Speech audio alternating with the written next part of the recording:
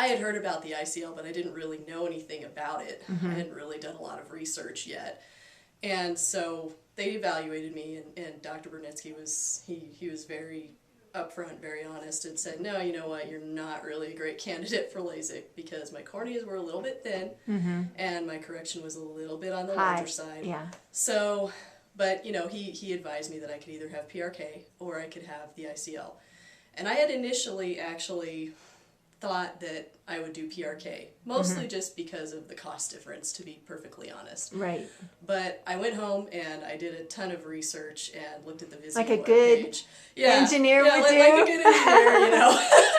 Like a good engineer. I went home and I read the Vizian webpage and I looked at a bunch of things about PRK and I said, well, 3 to 6 months for my vision to stabilize with PRK, that's a little bit scary. And it's not scary so much from the engineering perspective of my life, but it was really a little bit disconcerting from the photography side of my life, since I also I spend a good deal of my time behind the camera doing, fine art or weddings or what have you, and to potentially risk not having completely clear vision to be able to do that kind of photography was something that really concerned me. So I said, okay, you know what, I'll take the plunge. We'll go for the ICL.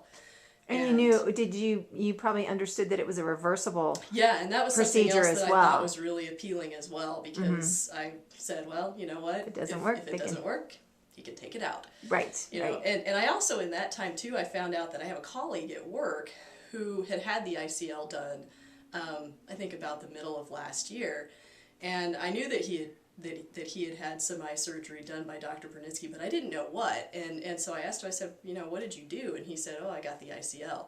And he's like, it's amazing. You should totally do it. You won't regret it. And I said, okay. Okay.